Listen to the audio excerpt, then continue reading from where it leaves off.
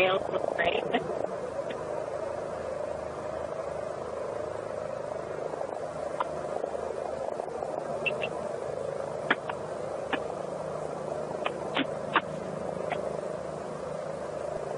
Right.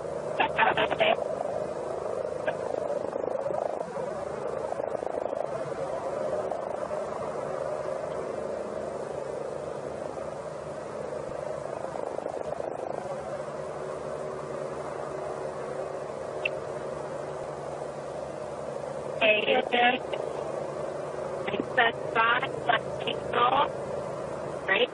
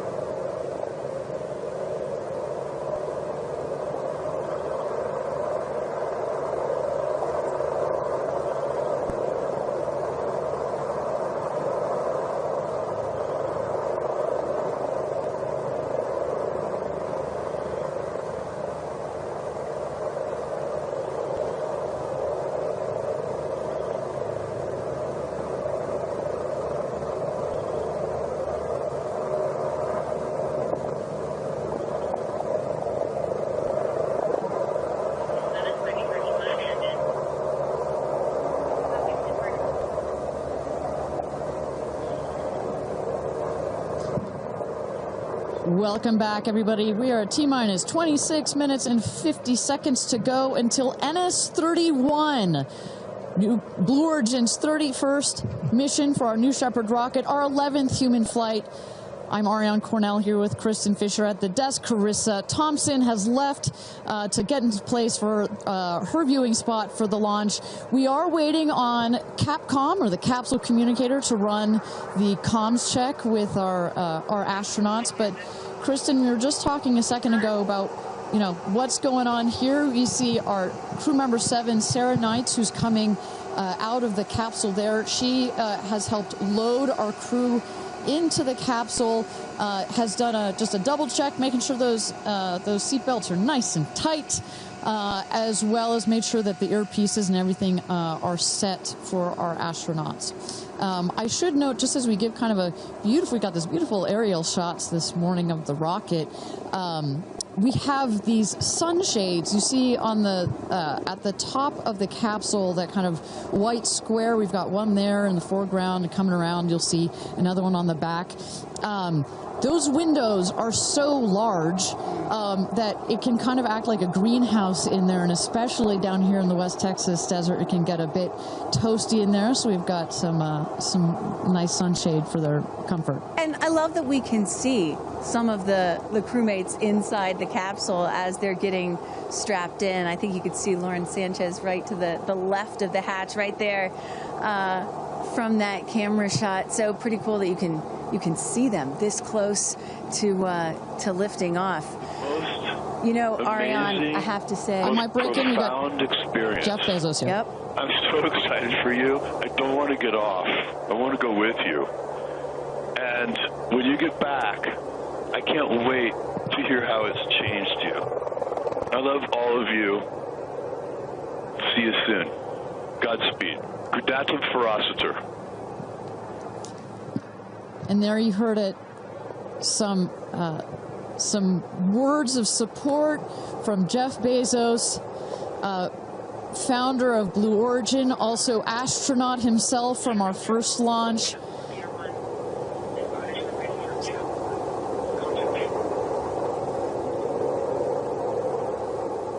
So, of course, Lauren Sanchez is Jeff's fiance, one of her supporters. But as we mentioned before, we've got lots of friends and family that are supporting the rest of the astronauts here. They are out at the viewing tower. Let's turn it over to Tabitha. Tabitha, Have you had a chance to chat with some of the family members out there? You know, a lot of friends and family have come out here, and it is an exciting vibe. I am standing by with two women who need no introduction. And Chris, I have to start with you. What is it like to be here, and what brought you all the way out here to this launch? Well, Lauren and Jeff, we're here to support our girlfriend and our friends, and I never thought that we'd be talking to you from a space launch. For sure. So this is a really unique experience, and we're just so honored to be here to support them and watch this amazing part of history. And I'm so proud of her. And I just feel like all of the female astronauts that are going to go up today. It's such a big day in history, and it's so empowering, especially my daughter is 7, and just to see something like this. And I mean, somebody said their grandfather was here that's 92, that they didn't even have transportation back then the way that we do now, and now they're going to space. It's pretty amazing. That's Aisha's grandfather, 92, came all the way here. That's where the story, I was like, I heard this story, and you know, he had no airplanes, nothing back in his day. Now he's seeing his granddaughter go into space. That's a beautiful thing. really incredible. And how does it feel also to be able to share this with multi-generations within your family? It's really something. It's just Kim keeps writing us because she was supposed to be here with us, and she's studying for law school, so she had a big test that she had to take. Again, something I'm very proud of, but she just keeps calling, going, I have such FOMO, tell me every minute of it. So it's very inspirational, and just super proud of the girls, every one of them. And it's a very brave thing to do, and I think it also just says something, like Chloe said, to my 13 grandchildren. Yeah. And what can you say to that too, for your children? Oh, I just think it's really whatever you dream of is in our reach, especially in today's day and age. And dream big, wish for the stars, and one day you could maybe be amongst them. That's so beautiful. And just before I send it back, any last messages to the astronauts before they take off? I think just great luck. Be present. I mean, I'm so excited. I love the messaging that we keep receiving from the staff here at Blue Origin is don't film it through your phones, look through your eyes, be as present as possible. They will supply all the content that we need and to give to our families, but I love just being in the moment. Yeah, same. And we're excited. Yeah, we're so excited. We're going to be in the moment too here. We're going to send it back to you guys at the desk, and we're going to start watching. Love you, ladies. Good luck. Bye. We had no idea that Chris and Chloe were going to be here, and we're about to be interviewed by Tabitha. So that was a nice little treat. They sure looked the part, you know. Oh, they're ready for their day out here in Texas. I love it. Yeah, and you know, for those of you watching, we're really in the middle of the desert. We're a solid 2-hour drive from El Paso. And as you were saying yesterday, Ariane, you know, you really get the sense like you start in El Paso, and the more you get out here, you do start to feel like you're on another planet. I mean, it's got quite a moonscape, Marscape vibe. And our guests that are here today, as we just saw in Chris and Chloe, are dressing the part. Well, so let's bring it back to the real stars of the show, our astronauts. And one of our astronauts that we haven't heard from yet is Gayle King. She has obviously a lot of emotions going into this flight. Let's hear what she has to say from this interview with Tabitha Limkin just a couple of days ago. When I made the decision to come, there were only 3 people whose opinion matters to me the most. Favorite daughter Kirby, favorite son Will, and Oprah. That's my kitchen cabinet. And all of them said, I think you should do it. All of them, much to my surprise, including Oprah. I really thought she was going to say, nope, I don't think you should do it. And she was like, do it. She said, I really think you should do it because you've been talking about it. And when it comes back and you're not on it, you're going to be kicking yourself saying, I could have gone and I didn't. And I don't want to have to hear about it for the next few years. And, you know, I think everybody in this group is a storyteller and explore, and to be able to take this message and tell other people what it was like from our different perspectives, I think is very significant. Do you have a message for the kids watching? You should always know that no dream is too big. You know, we have someone, Aisha, who was told when she was a kid, your dreams are too big, you need to dream smaller. No child should ever be told that. And so I want people to know no dream is too big. And also, LL Cool J said this to me once, dreams don't have deadlines. Isn't that good? That is real good. Dreams don't have deadlines. I've never forgotten that he said that, and I believe that as well. What are you taking up with you? Oh, I have a bunch of stuff. I have Luca. I wanted one of his favorite toys, so I have a Sesame Street character called Tamir. Tamir is this little black boy with great curly hair, so Tamir gets to go to space. I have a wooden cross that you can hold in your hands. It fits like in 3 prongs. And a stranger came up to me at the airport. She said, I always hear you talk about being a nervous flyer, and I wanted you to have this. And so if you're ever on a flight and you feel nervous, take it out and hold it. So whenever I'm flying, I have this with me. Also, I just noticed, what is this on your wrist? So Jared, who's one of our jib operators at CBS Morning, his daughter, Denise, who's 7, made this for me. And she came into my makeup room and said, I made this for you. Someone else gave me Astronaut era. That's pretty great. Space Sister, Amanda just gave me this. I mean, so I feel that I feel I'm pretty well protected. Absolutely. I will say this, as excited as I am, I'll be very glad when we come back down. I will be very, very, very glad about that.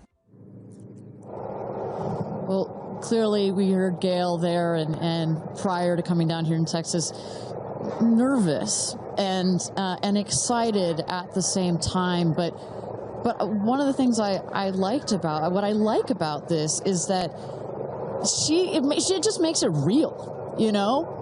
Regardless of who you are, this is a nerve-wracking experience, and the fact that she's so authentic about it, but also, more so, she is stepping so far out of her comfort zone. I think that in its own right is extraordinarily inspirational. I think most people would feel the way that Gayle is feeling right about now. If you're about to launch into space. You know, one of the things that I find so refreshing is that, you know, back in the early days of human spaceflight, you had the Mercury astronauts, and they were all white male military test pilots, and they all had to have the right stuff. You could never talk about nerves or being nervous or your feelings or stuff like that. That was the wrong stuff.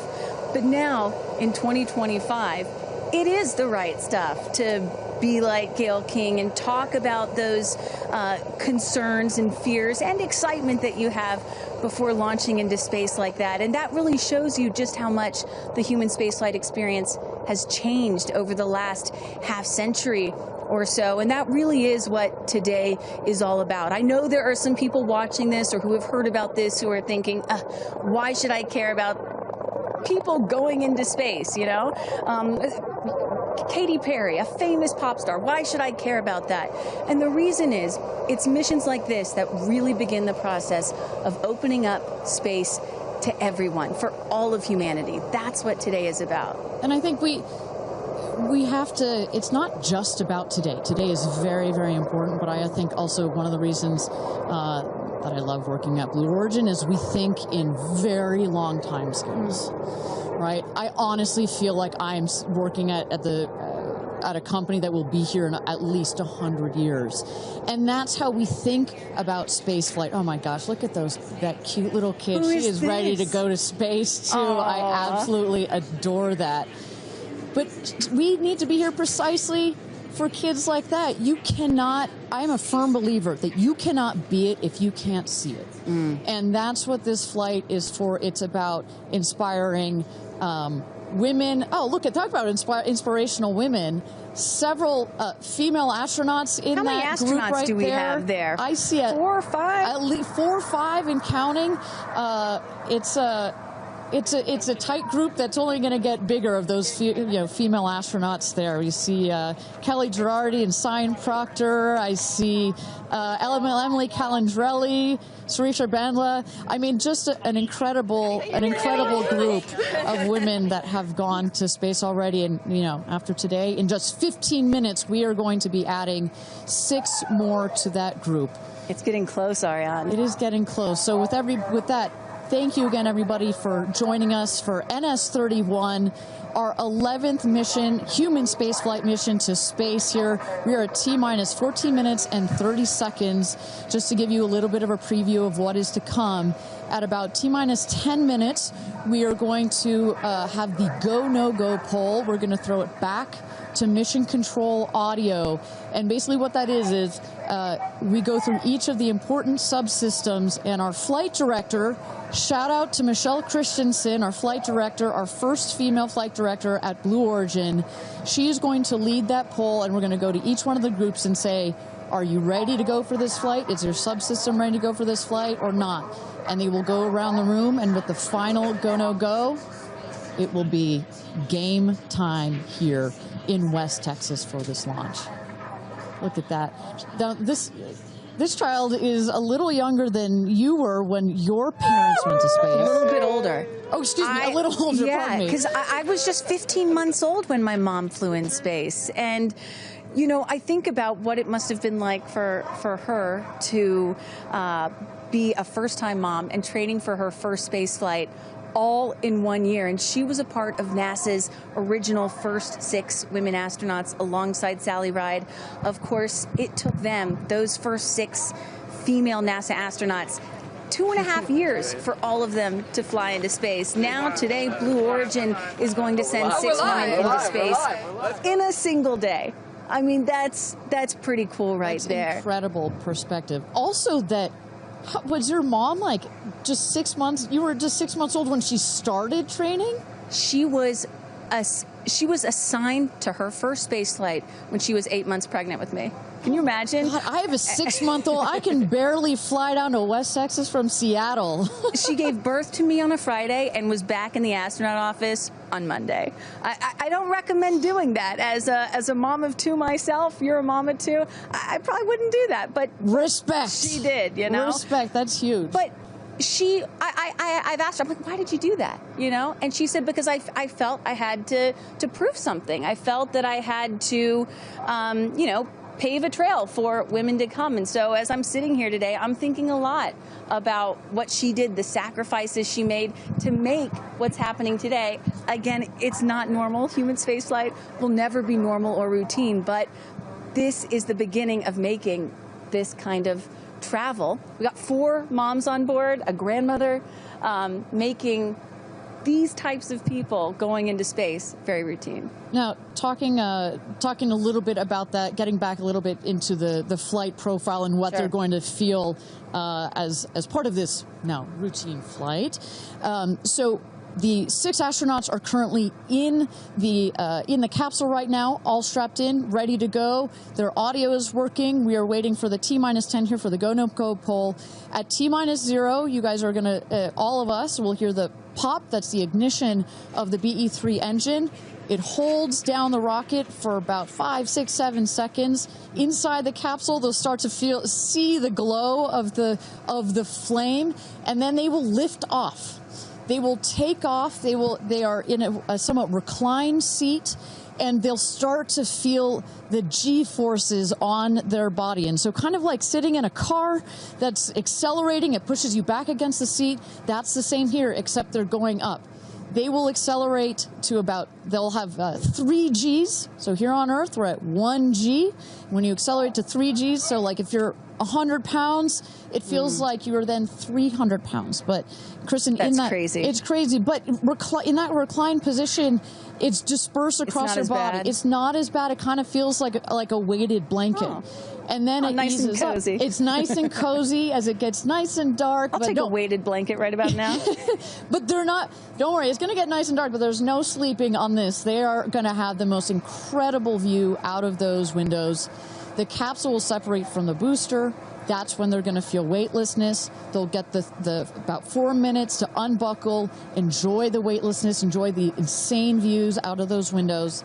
They'll buckle back in, come back through the atmosphere. That's actually when they're going to have the peak G-forces. They peak at about 5 Gs. Which is kind of counterintuitive. You wouldn't think that you would feel the max G-forces on the descent, but that's when you do. But that's when you do, and it's kind of like, because you're coming back through the atmosphere, right? It's thin up there, you come back through the atmosphere, it's thick. It's kind of like diving into a pool. It kind of goes boosh against you at 5 Gs, but then it eases back up, and we deploy the parachutes, and they come floating down at about 10 to 15 miles per hour for a nice soft landing here in the desert. At the last second, there's an air cushion that comes out. Go. Booster. Here's gonna go, Paul. Ground. Go. Inco. Go. Safety. Go. Capcom. Go. Engineering. Go. This is the flight director. New Shepard is go for launch. Booster, commence terminal count. Protocol flight. Yeah, baby, go for launch, my favorite words. It's getting real. T-minus 8 minutes and 51 seconds. Until our 11th human space flight, the first all-female crew flight to space. All 6 of our astronauts are loaded in the capsule, waiting for just 8 minutes and 30 seconds to go here. Now, Kristen, we just kind of walked through the flight profile, what it's going to feel like for our astronauts. Oh, we got Carissa up on the tower to chat with more friends and family. Carissa, who you got out there? I don't need to introduce the incredible woman. I don't need to introduce the incredible woman next to me, who is a ray of sunshine. Oprah, you are wearing yellow because Gayle's call sign is sunshine. Yes, right. And all of us, the whole family is wearing yellow today. And I, you know, we've been friends. It'll be 50 years next year. We've been friends since we were 21 and 22. And I have never been more proud of my friend than today. Never been more proud, because this is bigger than just going to space. I mean, I think for her, who anytime we're on a flight, she's in anybody's lap if there's the slightest bit of turbulence, has like real anxiety flying. And this is overcoming a wall of fear, a barrier. It's I think it's going to be cathartic in so many ways for her. She told us that she was surprised that you told her to do it. Why did you want her to do this? Because I think life is about continuing to grow into the best of yourself and the fullest expression of yourself. And I think that this is one of the most fullest expressions you can possibly have. And I know that I felt deeply that she would regret it. Yeah. And I didn't want to hear about it for the next 15 years. I wish I had gone, you know. Yeah. And I said, there's only one time that all the women are going up for the first time. Right. You know, there will be other trips, but there's only one first time. Incredible. So to be a pioneer is great. What was the last conversation you had with her? I said, peace be still. Hold the God's unchanging hand. He's got your back. That's it. That's it. I know that we're counting down here. We're getting excited for that go for launch moment. How are you feeling as her best friend? I feel so calm. I don't think I've ever been more calm, because I think it's already done. Once she said yes, once she committed to yes, and Lord, did we all hear, should I do it, should I do it? Since Thanksgiving, we've been talking about it. And so once she finally said yes, I was like, okay, we're going. It's a go. You know what I have loved is her vulnerability, because she's the voice of a lot of us that would be afraid, and she's okay to talk about being afraid. Why has that been so important to show that part? I think, you know, for every woman who's on this flight, it's about fulfilling something within themselves. For Gayle, it's about overcoming this great fear and also stepping into the moment of excitement. And I think, you know, it goes beyond this moment of just going up in space. I think this will be an everlasting experience. I was just thinking this morning, you know, Gayle has been there for me for hundreds of events. I can't even remember them, you know. But you will never forget this day. None of us will ever forget this day. Well, thank you for being here, for her, for us. I mean, this is just, it's a historic day, and it's only fitting that you are here front and center as a ray of sunshine that you are, Miss Oprah. Thank you so much. Thank you so much. You're next, you know. I'll send it back to you, Ariane. Thanks, Carissa.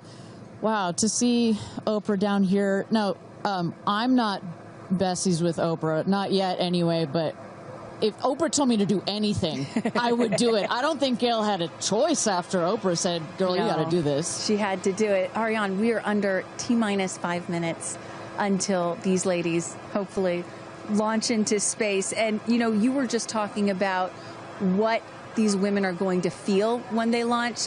But let me tell y'all watching what we may hear, because we have one of the most famous singers on the planet on board, and there is a chance that we will get to hear the audio inside and hear what these soon-to-be astronauts are saying and possibly singing while they're weightless. So I can't wait for that moment. I'm also hoping she comes down to Earth and does like either a Fireworks Part 2 or E.T. Part 2. I think that's going to be, and I think, but let's stick on this point for 1 second, Kristen. I think one of the incredible parts about this crew is their ability to tell the story coming out of this in their own unique way. The way Gayle can go on TV and talk about it. Amanda can go and continue to advocate for women more broadly about it. The way Katy can sing about it, etc. The way Kerianne can produce films about it. That is what is so special about this crew in particular. And that is what's so special about this new era of spaceflight. This is not NASA. This is not governments. It's not the U.S., China, or Russia. This is the commercial era. These are private companies, and this is Blue Origin sending the first all-female crew into space since 1963. And this is all going to happen so fast in just a few minutes, about 10 or 11 minutes from launch to landing. And don't worry, guys, I did the math. In case you're wondering, total duration of this mission is just about 3 Katy Perry fireworks songs. So play that song 3 times. That's how long this mission's going to be. Fantastic. Well, so at T-minus 3 minutes to go until our 31st launch of New Shepard, our 11th human space flight. Just to tell you what's coming up here. At T-minus 2 minutes, we send the show over to the vehicle. It goes into autonomous mode. Command engine controller ready to start. We have our team, of course, in mission control that have their eyes glued to the screen there. There you goes, mission control, quiet and intense. There's one of our crew member 7's capsule communicator, Laura Stiles. She is communicating in the ear of our capsule, in the ears of our astronauts. But what we're going to see in the last 2 minutes, you'll see the fins at the base of the rocket gimbal or just move back and forth. We want to make sure they've got free range. At the base there, you see the nozzle, the engine peeking out. The engine as well is going to gimbal, going to move. Both in conjunction together, those two Pressing systems. propellant tanks to flight pressures.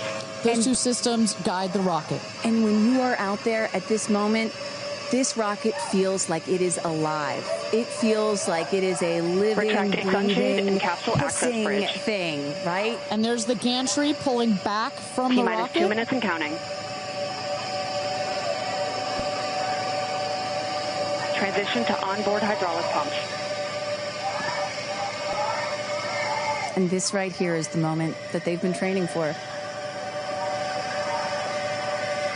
2 days, becoming a crew, becoming a team.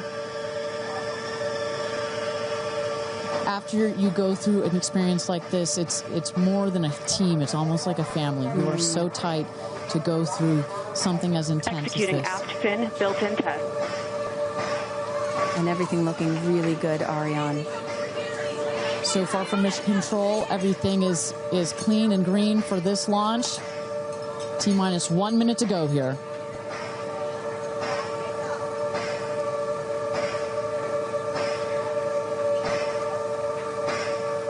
Engine thrust vector control built-in test in work.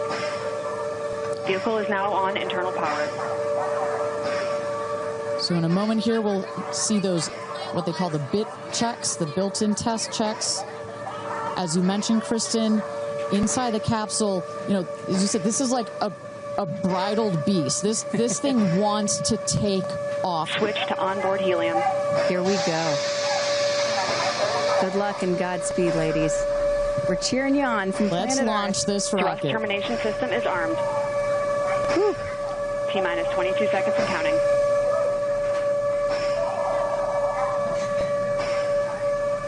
Guidance internal. T-minus 10, 9, 8, 7, 6, 5, 4, command engine start, 2, 1, ignition.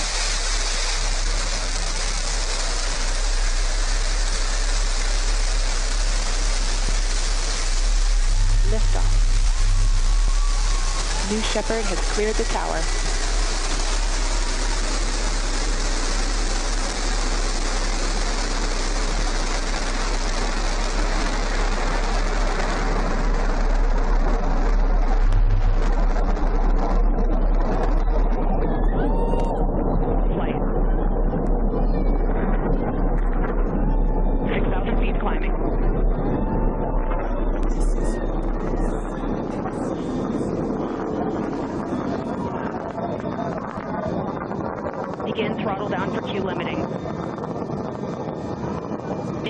looks good.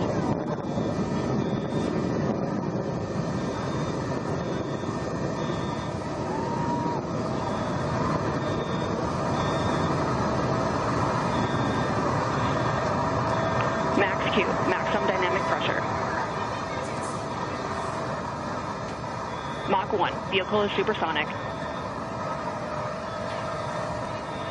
Engine back up to full throttle. Supersonic, we have passed through max Q, maximum dynamic pressure. That's when the vehicle, the stresses between the atmosphere and the speed are at their maximum. So to punch through that is so important. You see the BE3 engines, it's firing beautifully. You see the stream of steam behind it. Those ladies right now are having an incredible view on their way to space. Passing through 80,000 feet, 1,300 miles per hour. They're going to peak at about 2,300 miles an hour over Mach 3, 3 times the speed of sound. Shortly coming up, we'll have MECO, main engine cutoff. We will turn off the engine, but the two craft, the capsule and the booster, will continue their ascent to space. Stand by, MECO.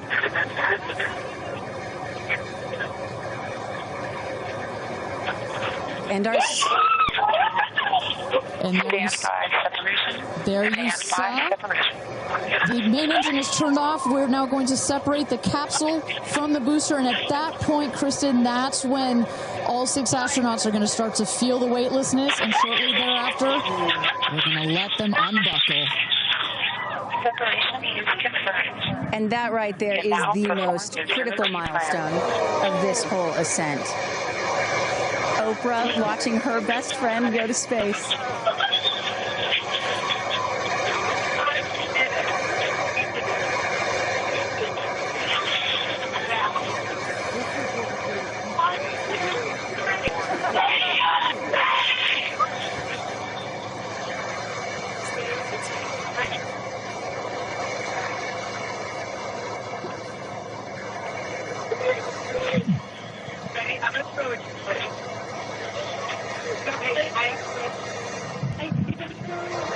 And the two craft is separated.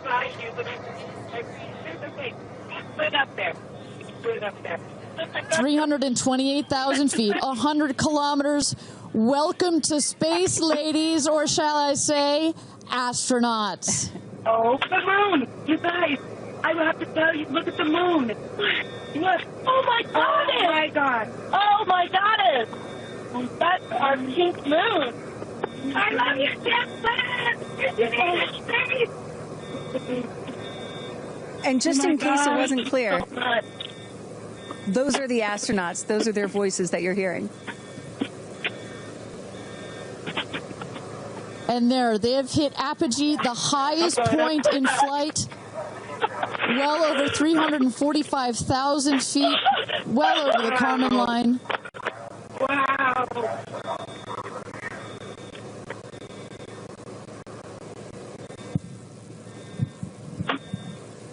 And at this moment, the astronauts have unstrapped from their seats. They are floating. They are weightless. They are experiencing zero-G for the very first time in their lives. And Katy Perry did say that she was going to sing in space. I'm waiting for it. Waiting for it. 1 minute warning. 1 minute warning. So that is Capcom indicating a 1 minute warning for our astronauts to take in those last views before they get buckled back into their seats.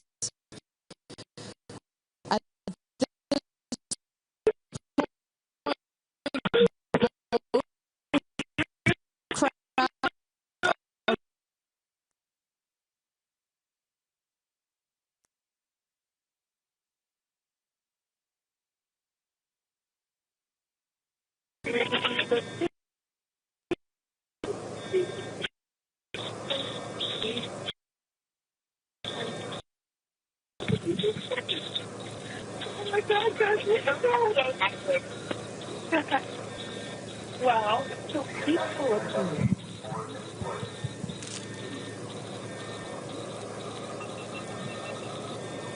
And you hear Dragon. Report status. Copy. Whip. Report status.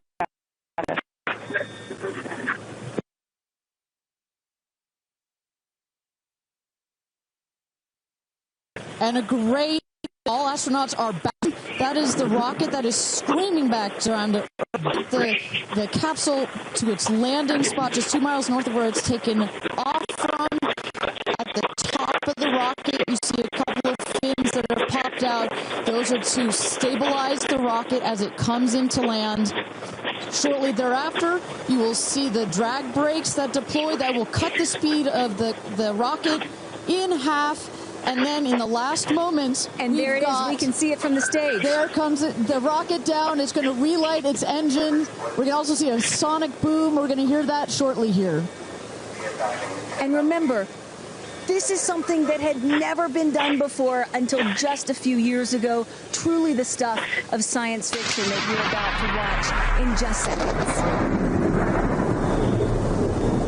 Drag brakes.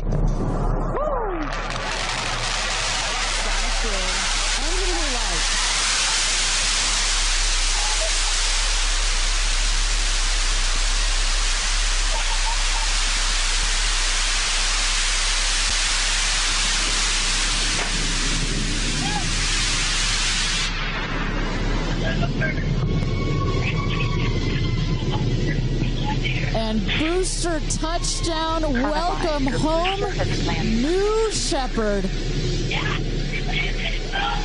Picture perfect landing right there. Picture perfect landing. Right on target. You see that dust kind of creates this dramatic cloud that reveals the beautiful rocket that has just taken these ladies up to space and back. And I love the echo across the mountains. Is that what I was hearing there? That's what you were hearing. You heard the sonic boom, then you heard the engine relight, and all of that reverberates in this big, beautiful valley in West Texas.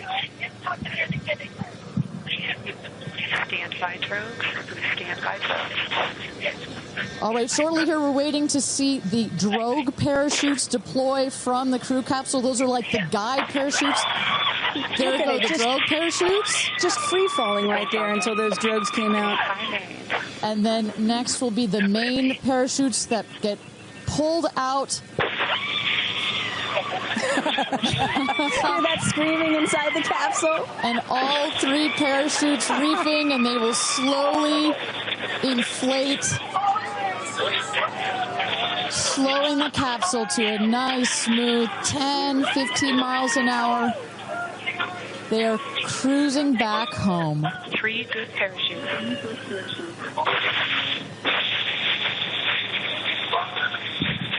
And I tell you, Kristen, from having gone through all of the simulations, I have gone through all of the training.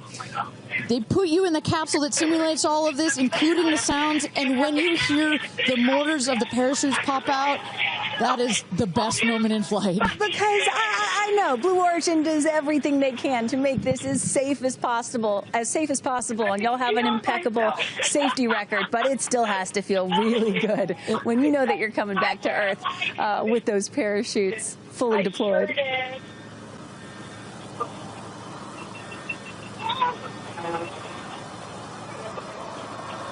And we can see the capsule just over our shoulder here, going to be landing north and east of the launch pad, coming down softly and beautifully.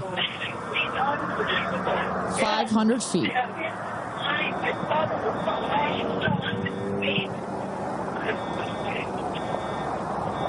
And you will see a puff of smoke when it touches down, a puff of dust. That's normal. A puff of dust, last milliseconds, air cushion that will kick up the dust. It's a very soft landing despite the sporty perception. There it is.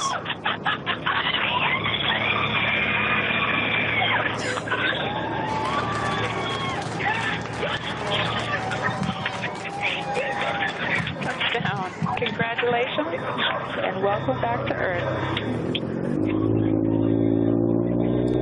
Do status check. Double shot. Kristen, just some incredible images there. The capsule. Copy. Welcome back. Nice. Let's wait for Aisha just a moment here. Make sure they're doing health checks in. Beautiful.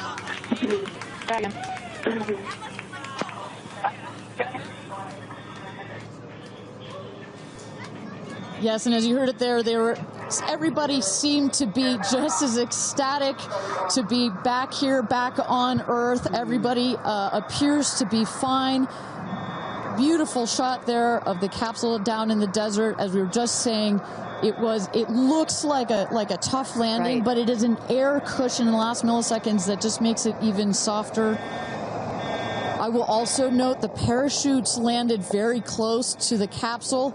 That's just an indication that there's not very much wind out here today. A beautiful day for a launch and landing. A beautiful day to add 6 more names to the roster of astronauts that have been over the Kármán line into space.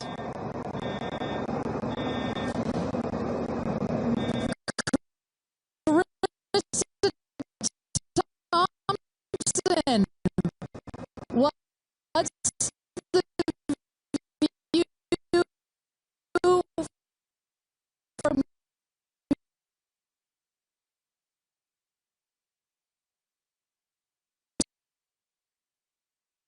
As you guys, as with Orlando Bloom, as jump in the car to go.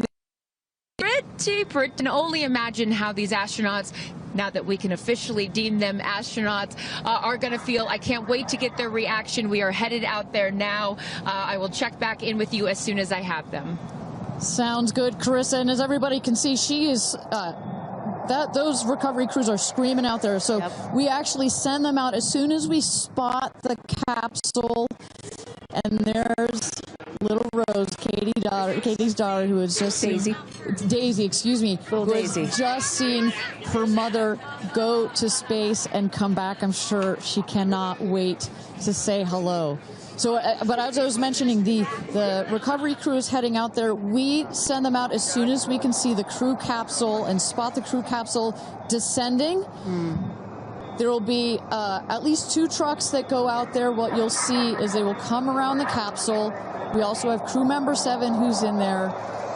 She will run out, go around to each window, make sure that each astronaut is fine, and the recovery crews will safe the capsule before we exit the astronauts. You know, it's hard to pick a favorite moment, right? Launch, landing, it's all good. But the moment coming up might be my absolute favorite, right? It's the moment the recovery team gets out there, then all the friends and family, and we get to see the astronauts emerge from the capsule, and we get to hear what they thought from the last, 10 minutes or so that they were up in space. And I think one of my favorite things that I've ever seen in covering space, certainly with Blue Origin, was that moment for William Shatner, Captain Kirk, as he emerged from the capsule. And this is exactly why you want to send people that are not just professional astronauts into space. What he said was so moving that day. 100% agree. But it's not just the astronauts that are here that are being moved by this event. We've got Tabitha that's with some of the friends and family out there. Tabitha, give me an update from the viewing platform. I mean, not a dry eye in the stand, I tell you right now. Chloe, I just want to know from your perspective, that moment, what was it like? I don't think I realized how emotional it was going to be, and I literally had chills all over my body from the second it launched until the moment I just saw it land. And it's sort of hard to explain, because I don't think you would be that emotional, but it's incredible. It takes your breath away. And I feel like I have all this adrenaline and I'm just standing here. Right? It's very true. Same. It's really, first of all, we're so thrilled that the girls are safe and everything went so well. And so that's a relief, because, I'm sure there's a lot of nerves up there, but to hear the girls screaming and having such they said they saw the pink moon. Yeah. I heard the audio. I was like, that is the coolest thing. I cannot wait to get the footage from inside and to see that. I want to hear every little emotion that they had, and we can't wait to see the footage from inside. What are the chances? The pink moon, the rocket launch. It's so exciting. It's a great day. It's been a pretty phenomenal day. So when are you guys going up is the real question. Oh my gosh, I don't know. But this made it a little more enticing. Never. Right. That's what I You can go on behalf of the rest of us, but thank you. I think we'd all drag you off of the tarmac before we let you go up. But, you know, I like you being an observer. Okay. Yeah. Yeah. Well, we love being able to share this experience with you, and thank you for sharing how you feel out here with our audience. So it's been really, really incredible. So yeah, the emotions are high because it's so exciting and energizing. And gosh, Kristen, Ariane, I don't know what to say. I did cry. I did cry. I didn't think I was going to cry, and I cried. Tabitha, I love you putting them on the spot there. Chloe and Chris, are you guys going up? Keeping up with the Kardashians in space. We're waiting for it. That's the all next all lady launch. Well, thank you so much, Tabitha, for that. And you could see that, you can hear that, you can hear from Tabitha. Even she is emotional and has tears in her eyes. When you're down here for one of these launches. And Carissa, when we get her back on the line, I'd love to hear her thoughts on this. The intensity and the energy and the emotion out here, even though you're in this kind of this remote place, but it all gathers here in this valley, and it's really intense. No matter how many times I've seen all 31 of our launches, it gets me every time. Well, anytime somebody says, I don't get it, what's so exciting about space? Come to a launch. Come see a launch in person, and then you'll change your mind. And, you know, as we await the moment where these astronauts emerge from the capsule, I'm reminded of what William Shatner said on his mission. He said, "What you have given me is the most profound experience I can imagine. I hope I never recover from this." And I love that. You know, I hope I never recover from what I just experienced. And one of the neat things about this is these women were not in space for several days where they had time to get acclimated to it. They only got 4 precious minutes of weightlessness. And so that high, that feeling of, ooh, I want more of whatever that was, is still so fresh. And you really get to see that when they step out of the capsule. We catch our astronauts. I mean, their minds are still in the process of being blown when they come out of the capsule, and Carissa is going to capture those moments for us shortly here after we get our recovery crew. You see there some of the friends and family have already started lining up there, while the recovery crew, you've seen some images. As I mentioned, they're safing some of the systems on the capsule. We want to release all of the excess air and gas that created that nice air cushion. We'll remove the parachutes, make sure nothing gets tripped up. Also, we reuse those parachutes. And then crew member 7 will take the stairs up to the hatch. It's like a good 3.5-ish feet off the ground, so it just makes the getting out of the capsule that much more comfortable. Crew member 7, last but not least, crew member 7 will open the hatch, and we'll get to see one by one as these lady astronauts now exit the capsule. And a lot of people are probably familiar with seeing, NASA astronauts or Russian cosmonauts emerge from a spacecraft after a long-duration flight on stretchers or, glorified. They need some assistance because they've been exposed to zero-G for so long. Not these astronauts. They're not going to need any assistance. That's one of the beauties of a suborbital spaceflight. You feel great. You don't have to deal with space sickness, right? Exactly. And that's, to that point, this flight, because you're basically going straight up and then over the Kármán line and straight back down. Some astronauts, I think you mentioned your mother may have experienced a little sickness up there. You don't in this one because it's just once up and once down. And you get that nice zero-G floating sensation, and you buckle back in. You don't have it's not as extreme. So do you have an astronaut that you're looking forward to hearing from the most? It's really hard to pick. Yeah. I have to say I'm a huge Katy Perry fan, so I'd love to see what her feelings are. Also, as a mother, our kids are close in age. What does that feel when you have young children? You saw her get so emotional in her pre-flight interview. She still is Is that still the weighing emotion, or is she still just, oh my God, I saw the stars, I saw the curvature of the Earth? You know, what's going to come out of her mouth, but really her heart? And is that Jeff Bezos out there right by the capsule? Kind of hard to see. That is correct. That is Jeff Bezos, our founder, on the left, as well as Sarah Knights, our crew member 7. And I just want to thank our viewers for joining us. NS-31, New Shepard's 31st mission to space, our 11th human space flight.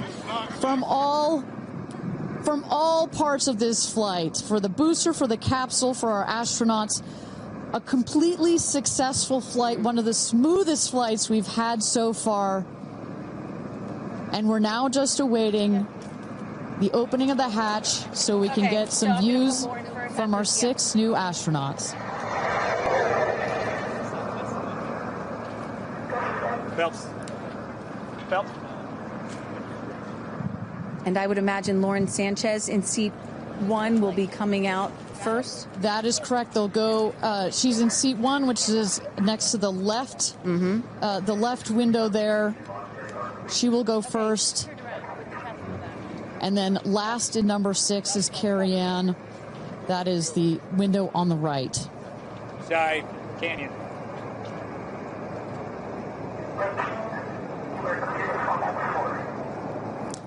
You see those vans arriving. Those are friends and family.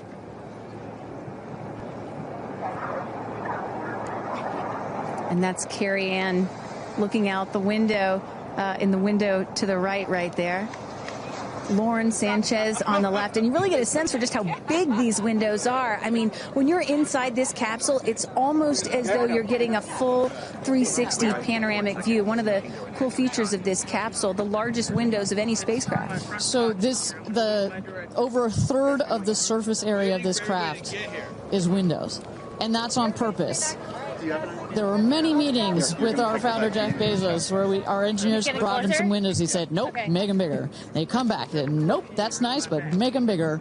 And what you get here, why is that so important? So many of our astronauts have said, when I got out of my seat, I looked at outside my window, and I turned around, and I looked at the other 5 windows, and my brain created a panoramic view, a panoramic photo of it, because so much of the capsule is windows, and it makes for just an incredible experience. Sarah. Good? Okay, here we go. Yeah. Here goes Jeff Bezos to open the hatch.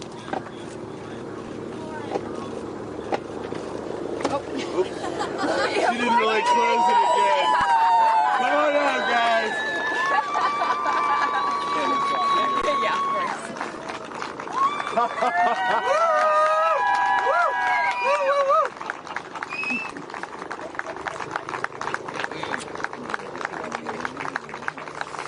We'll see your babies. Where are my babies? They're over here. Go see them. Where? Oh, we have to go Right there. there. Okay.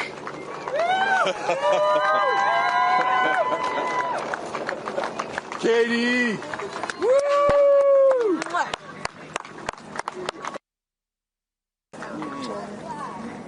Thank you. Thank you. Amanda!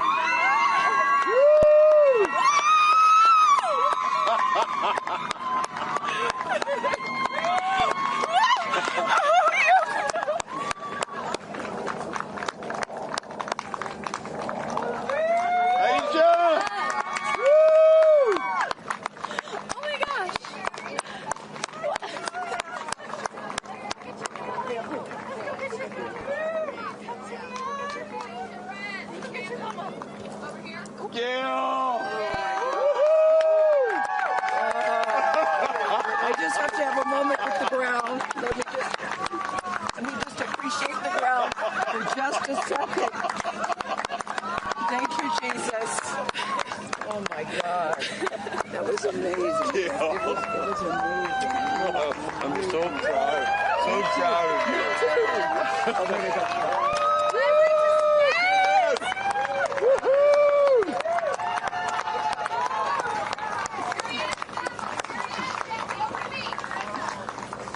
Amazing. I'm so proud of you. Kerianne, we got your people over here. Come right around the bushes here. Come on. I can't hear I have no, it's not working. So someone just tell me when we're on. Does anyone have our app? All right, and you just saw it there. All 6 astronauts coming out, all ecstatic. Katy Perry and Gayle King both kissing the earth. Very happy to be back down here, but clearly ecstatic. I don't know about you, Kristen, but my favorite was Lauren coming out and saying, "Where are my babies?" Oh. And I also loved Katy Perry holding a daisy, I believe, and holding the daisy up to the sky after her daughter Daisy. Sweet moment. With that, let's turn it over to Krista Thompson standing by outside the capsule. I don't really have words for it. Oh my God, Lauren, I want to cry just seeing you. I'm so proud of this crew. Like, I mean, Gayle, you know, we were just talking in the capsule, doesn't even have ear piercings. She's so afraid to do anything. And she got in that capsule, and I think, like, it profoundly changed her. I mean, for me, I can't put it into words, but, like, I looked out the window, and we got to see the moon. And it was pink. Was it pink? The full moon. It wasn't pink, but it was almost full. And Earth looked so, it was so quiet. It was just quiet. And is it what you expected? No. Better? Yeah.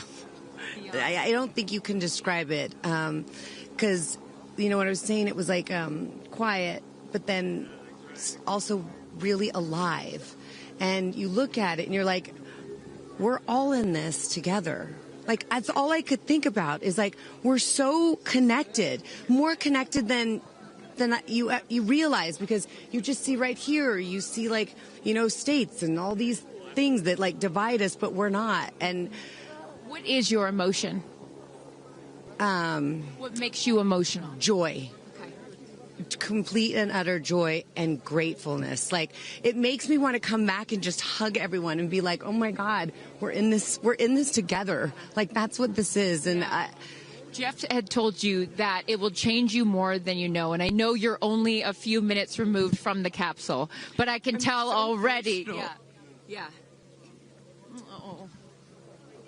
To be this I'm like, I don't cry that often. So I didn't expect to be this emotional, but it's also all the love that was in that capsule, and all the heart and the feelings and all the things, and, like, seeing Jeff before I left, I just went, oof, you know. I had to come back. I mean, we're getting married. If I didn't come back, that would be a bummer for me. Only you, by the way, would say this to me. You said, Jeff, if you don't want to marry me, you don't have to send me to space. Don't have to send me to space.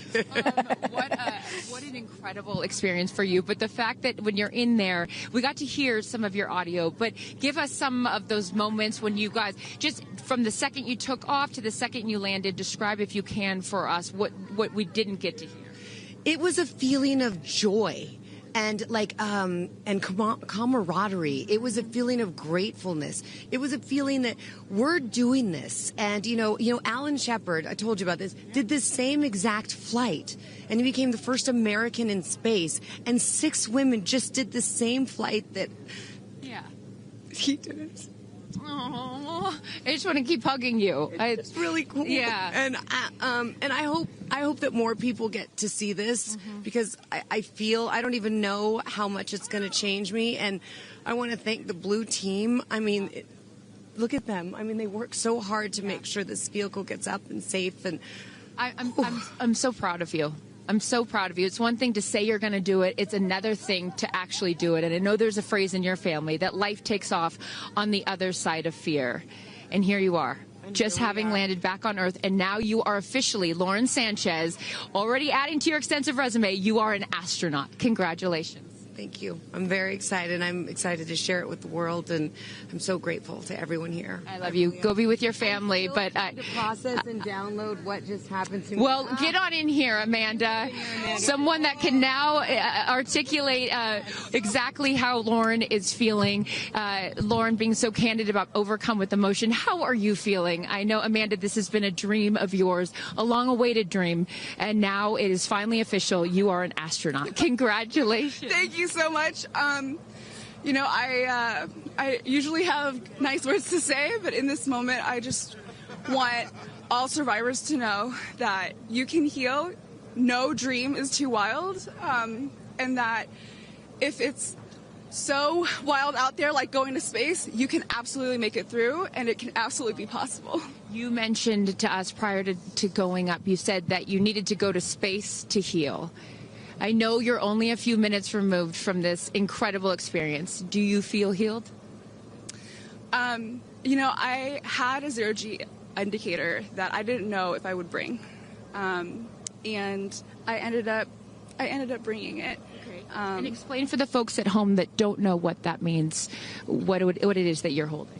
Yes, the zero-G indicator is something all astronauts have that floats once you hit space, lets you know you're there. I brought a promise that I wrote to myself. I've talked about that. And share for what is this right here? Yes, and this one I didn't know if I would bring, but I ended up bringing it and floating it, and it's the hospital van from the day. And I got to honor her today, and I'm so grateful to the thousands of people, the engineers, the scientists, just everyone who has made this a reality. And you also have written here, I know that you had this on your laptop, right? Yes, that's right. And this is my zero-G indicator, a promise I made to myself that if I were to pause my astronaut dreams and fight for rights, that one day I would return to her. And it says, never, never give up. Well, those dreams are no longer on hold. You are finally an astronaut. Congratulations. Enjoy this moment with your family, and thank you for sharing it with us. Thank you, Amanda. Kerianne, you said to me yesterday, you said, when I get out of that capsule, I'm going to be an emotional wreck. And I think what I will just say, for anyone that has never had the great privilege, of being here, this is my first time at a launch, and it is very emotional. Describe, if you can, how you're feeling. I have almost no words. It was the most incredible experience of my life to be up there and see like such vast darkness in space and look down on our planet. The moon was so beautiful, and that was like, I felt like that was a special gift just for me. I'm so sorry. No, don't apologize. Are you kidding? You just went to space. You just went to space. This is it. Like knowing that everyone I loved was standing down there looking back up at me, and I just hope that these types of experiences, clear a path for everyone to be able to do that. You told us a beautiful story about your son when you told him you were going to go to space, and that, get over here so I can hold you, and that he went back to school and he was all excited to tell his friends that his mom was going to space, and they said, your mom can't go to space. Moms don't go to space. Well, guess what? This mom just went to space. Congratulations. You are officially an astronaut. And I know you're wearing a very special necklace from an incredible group of people that you hold near and dear to your heart. What would you like to say to them watching? I'm wearing a few necklaces today. My dear friends threw me a blast-off party and gave me this feather, which obviously represents the Blue Origin logo. And it felt so special to have it close to my heart. And in space with me. And I feel like it helped me take all of them with me on this journey. Yes. Well, I will let you go enjoy this historic moment with your family, and thank you for sharing it with us. Congratulations. You're an astronaut. Thank you. Gayle, Get on over. I am so... I'm still floating. I can't believe it. I cannot believe it. I'm so proud of you. And I know that I speak for the collective because you have been so honest. You've been so vulnerable. And I spoke to your best friend prior to you taking off. And I asked her why it was so important for you to do this. And she said, she said, so she didn't have to hear you say, I wish I would have done that. That's so true. But now, Gayle King, you are officially an astronaut. How do you feel? I still can't accept that word, but I will say I can't even believe what I saw. When somebody calls this a ride, this was not a ride. What happened to us was not a ride. This was a bona fide friggin' flight. And our instructor, we were so well prepared. So every noise we heard, we knew. But the flight instructor said that I am her best success story. Why? Because she's never had somebody go through the course who's terrified of flying. Everybody who's gone through the course is somebody that it's been a lifelong dream. They wanted to do it. So she said, I'm her best success story. I'm so proud of me right now. I still can't believe it. I still can't believe it. I was just going to say, prior to the launch, you said that you would be so proud of yourself if you went through with this. Yes. And you did. What was the best part, Gayle? It's oddly quiet when you get up there. It's really quiet and peaceful. And you look down at the planet and you think, that's where we came from? And to me, it's such a reminder about how we need to do better, be better. Do better, be better human beings. And what do you mean by that? Processing. Well, it's so nasty and so vitriolic nowadays. And I mean, if everybody could experience that peace that we had up there and the kindness and what it takes to do what we did, all the people that it took to get us up there and get us back safely, I'll never, ever, ever forget. And when we were up there, have you talked to Katy yet? I have not. Okay, when we were up there, after zero G is very difficult. You know, all the training about this is how you get in the chair and this. I look like a friggin' moose getting in the chair.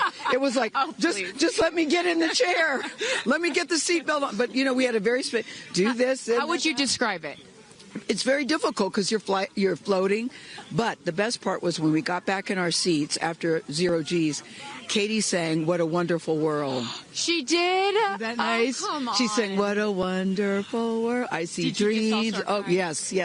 Oh. Because we'd been asking her to sing all the time, and she wouldn't. And then, because everybody said, sing roar, sing fireworks. And she said, it's not about me. I wanted to talk about the world. Wow. I know, isn't that nice? You got to ask her about that. That's really special. And when Lauren got out, she was overcome by emotion for a lot of reasons, and rightfully so. But she spoke to the group and how close you guys have all become because of this experience. How would you describe the camaraderie that you guys now have together? I would say that we are forever bonded, because you can't go through what we went through to look out for each other, to help each other, and not be changed by that. Yeah. You know, it really is a true. People throw the word around, but it really is a true sisterhood. Mm-hmm. But it speaks to how we were. You know what? We were set up for success. The training was so. I can't stress this enough. The training was so friggin' good. We were set up for success, and it went exactly as they told us it was going to. Mm-hmm. Every boom that you heard, the drones, the drogues coming out, the parachutes coming out, it went exactly as they said. Are you glad you did it? I am glad I did it. Yeah. I am glad I did it. Yeah. I am very glad. I have no regrets about doing it. What would you say to people watching right now that are scared, that are fearful of anything? What would you say to them? Well, I just said I'm stepping way out of my comfort zone, because this is so not like me. I said up there, I might now get my ears pierced. I've always been afraid. Which is great. I love that you've never had your ears pierced. No, even Hootie at the training center. You don't have your ears pierced? I go, because it hurts. Oh, my gosh. But I mean, for people that are afraid, Eleanor Roosevelt once said, courage is doing something that scares you, but you do it anyway. And I stepped out of my comfort zone in a way that I never thought was possible for me. Mm-hmm. And now that I've done it, I really do feel I can take on anything. Anything. Congratulations, Gayle King. You are an astronaut. Thank you, Chris. I am so excited for you. I'm so excited for you. And I'm going to go with you to get your ears pierced, because I want to get another hole right here. Go enjoy this with your family. Thank you so, so much. Aisha, oh my goodness. Congratulations. Congratulations. You are officially an astronaut. How do you feel? Also, how do you look perfect after just going to space? I mean, my goodness. I will never be the same. I mean, when you get up there and you see the Earth, and it's so beautiful, and it just fills the screen, And it's not just your window. It's like everybody's window, and there's no boundaries, there's no border. There's just Earth. It's incredible. You know, Gayle is so honest that this wasn't her dream, but this was a dream of yours. How do you feel now that you just achieved it? Like I picked the right dream. And when we landed, I said, Exuma, I'm good, blue calm, but I'm ready to go back. Wow, really? Yeah. What was the best part for you? The best part for me, actually the whole thing. But we got in and we counted down from 10. And then I started to hear some singing. And when we lifted off, everybody, you could just feel the energy in the capsule. And when we got up there and we got out of our seats, we all just looked at each other. And there was this moment, and I can't wait for people to see it on the video, but there was a very special moment between all of us. And it's just beautiful. It's so beautiful. Yes. Where is your grandfather? Your 92-year-old grandfather, who I know you were so excited to bring. What did he say to you when you got out of this capsule and got to see him for the first time? He said, I was really worried for you, but then Oprah squeezed me. Oprah has a way of making us all feel just a little bit more at home and a little bit calmer. I know your father is watching down on you, and he is your angel. What do you think he's thinking right now in heaven? I think he was like, woo! To have the opportunity to have flown his star in my flight bag and to have a perspective that very few people get to have of Earth, I just feel a renewed connection to everything in life and where we are, and I can't wait to go back out there and pour what I've learned into the world. You have given so much to so many, and I know there are a lot of people watching right now, some young boys and some young girls that are inspired constantly by you. What would you like to say to them? Dream it, plan it, and go and do it. I never really thought I could go to space, although I really wanted to go. And today just confirmed that dreams are real, and sometimes reality is wrong. Your dreams just came true. Congratulations. Go enjoy this with your family. Thank you for sharing your experience with us. Katy. No, you're not the crier of the group. Feeler of the group. No, you are not. I'm crier. I'm going to tell you something right now. You are officially an astronaut. Thank you so much. How do you feel? I feel super connected to love. So connected to love. I think this experience has shown me you never know how much love is inside of you, like how much love you have to give, and how loved you are until the day you launch. We had these incredible shots of Daisy watching you as the rocket, it'll make me cry, as the rocket's going up, and she was so proud. Just kept saying, Mommy, Mommy. And I know you'll feel the same way when you watch it. And you brought a real-life Daisy up. That's it was right. important for you, not only because it's your daughter's name, but why else was that important to bring it? Daisies are common flowers, but they grow through any condition. They go through cement, they go through cracks, they go through walls. They are resilient. They are powerful, they are strong, they are everywhere. Flowers are, to me, God's smile, but it's also a reminder of our beautiful Earth and the flowers here and God's smile and the beautiful magic that is everywhere, all around us, and even in a simple daisy. So to really appreciate it and remember it and take care of it and protect it. Gayle shared with us the song that you sang when you got up there. What a wonderful world. Why was that important to sing that particular song? I've covered that song in the past, and obviously, like, my higher self is always steering the ship, because I had no clue that one day I would decide to sing a little bit of that in space. But I think that it's not about me. It's not about singing my songs. It's about a collective energy in there. It's about us. It's about making space for future women and taking up space and belonging. And it's about this wonderful world that we see right out there and appreciating it. This is all for the benefit of Earth. You have done so many incredible things in your life, selling millions of records, selling out stadiums. Where does this experience rate for you? This experience is second to being a mom. Wow. Yeah, that's it. That's why it was hard for me to go, because that's all my love right there. And I have to surrender and trust that the universe is going to take care of me and protect me, and also my family and my daughter. Because, like, I am full up from being able to get that gift of being a mom. And to go to space is incredible. And I wanted to model courage and worthiness. And fearlessness. You did. You said you wanted to go to space for the fearless women in your life as well, your sister and your mom. Yeah. What was their reaction when you got to see them after you got off the capsule? I have only seen my mom, and I was like, "Are you okay, Mom?" She just knew. She knew. She was totally okay, and I'm sure she was speaking in tongues underneath her breath, as she does all the time. She would do that for anything else, but definitely today. But she was so super confident. My mom, she has this thing where she can see.